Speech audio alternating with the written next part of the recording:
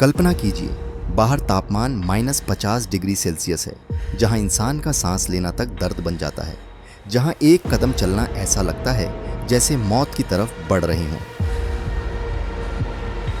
ऐसे माहौल में एक 7 साल की बच्ची अपनी गोद में अपने 2 साल के भाई को लिफ्ट 8 किलोमीटर तक बर्फ, जंगल और खतरनाक रास्तों में चलती है, सिर्फ एक उम्मीद के साथ, कहीं कोई होगा जो मेरी माँ और भाई को बचा ले। आज की कहानी सिर्फ बहादुरी की नहीं, ये कहानी है हिम्मत, प्यार और इंसानी जज्बे की जीत की।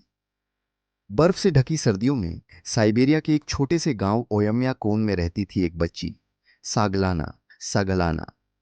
उसके परिवार में बस 3 लोग, उसकी माँ, उसका छोटा भाई, और वो खुद। उनका घर इतना दूर था कि वहां न सड़कें थीं न गाड़ियां। सर्दियों में तापमान इतना गिर जाता था कि पानी जम जाता, गाड़ियां बंद पड़ जाती, मोबाइल सिग्नल पूरी तरह गायब हो जाता। ये दुनिया का सबसे ठंडा आबाद इलाका माना जाता है। सागलाना अक्सर अपनी माँ के साथ लकड़ियां इकट्ठा करने जाती, जानवरों को चारा देती। माँ ने उसे जंगल के बारे में बहुत कुछ सिखाया था, कौन सा रास्ता सुरक्षित है, कहाँ भेड़िए आते हैं और कहाँ जम चुकी बर्फ कमजोर होती है। पर सागलाना अभी भी एक 7 साल की बच्ची ही थी। सर्द रात थी, हवा घर की लकड़ी की दीवारों को हिला रही थी। माँ अपनी तबीयत को लेकर कई दिनों से परेशान थी, पर उस रात अचानक उन्हें तेज दर्द हुआ, इतना तेज कि वो चल भी नहीं पा रही थी। सागलाना डर गई, भाई रोने लगा, घर में खाने को भी कम बचा था। माँ ने कांपती आवाज में कहा, सागलाना, मुझे मदद चाहिए, पड़ोस के गांव चली जा, किसी को बुला ला। लेकिन पड़ोस का गांव था 8 किलोमीटर दूर और बाहर -50 डिग्री सेल्सियस की बर्फीली रात। सागलाना जानती थी कि अगर वो अभी नहीं जाती तो शायद सुबह तक बहुत देर हो जाएगी। उसने छोटी सी फर जैकेट पहनी, अपने भाई को मोटे कपड़ों में लपेटा, उसे अपनी बाहों में कसकर पकड़ा और माँ की ओर देखा। माँ ने कहा, डर मत, भगवान तेरे साथ है। सागलाना ने सिर हिलाया और दरवाजा खोला। तेज ठंडी हवा का झोंका उसके चेहरे पर पड़ा, पर उसने एक शब्द कहा, मैं आऊंगी माँ, किसी को लेकर, और वह चल पड़ी। जैसे ही वह घर से दूर हुई, चारों तरफ बस हवा की सीटी बजती आवाजें थी। उसके पैर बर्फ में धंसते जा रहे थे, हर कदम उठाना जैसे दर्द था। भाई उसके सीने से चिपका ठंड से कांप रहा था। रास्ता बिल्कुल सुनसान था, न रोशनी न कोई निशान, बस बर्फ और जंगल। -50 डिग्री सेल्सियस में शरीर की गर्मी तेजी से गिरती है।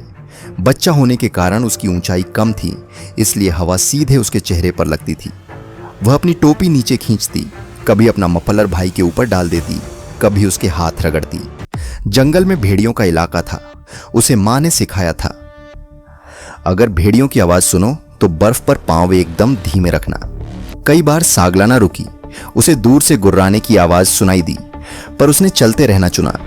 वह जानती थी, रुकना मतलब मौत। जब उसके पैर सुन्न होने लगे, उसके मन में एक ही आवाज आती रही, माँ को मेरी जरूरत है, भाई को मैं अकेला नहीं छोड़ूंगी। उसकी आंखों के सामने बार बार गांव का रास्ता आता, फिर धुंधला हो जाता। उसे लगा वो गिर जाएगी। एक जगह उसने पेड़ के पास टिककर कहा, अगर मैं यहीं बैठ जाऊं तो शायद सो जाऊंगी। पर तुरंत उसने भाई को देखा, उसने आंखें खोली हुई थीं, छोटे छोटे हाथ हिला रहा था। वह उठी और बोली, हम दोनों घर पहुंचेंगे, मैं वादा करती हूं। लगभग 2 घंटे की जानलेवा यात्रा के बाद उसे दूर एक छोटी सी रोशनी दिखाई दी। उसने अपनी ताकत का हर कण इकट्ठा किया और आखिरी बार दौड़ने की कोशिश की। जब वह गांव पहुंची तो पूरी तरह कांप रही थी। दरवाजा खटखटाया, एक बुजुर्ग महिला ने दरवाजा खोला। सागलाना ने बस एक वाक्य कहा, माँ को दर्द है, कोई चलो, और वहीं बेहोश होकर गिर गई। गांव वालों ने तुरंत उसके घर की तरफ रवाना हुए। कुछ लोग सागलाना और उसके भाई को लेकर क्लिनिक पहुंचे। डॉक्टर ने कहा, अगर ये बच्ची रास्ते में बैठ जाती तो ये दोनों आज जिंदा नहीं होते।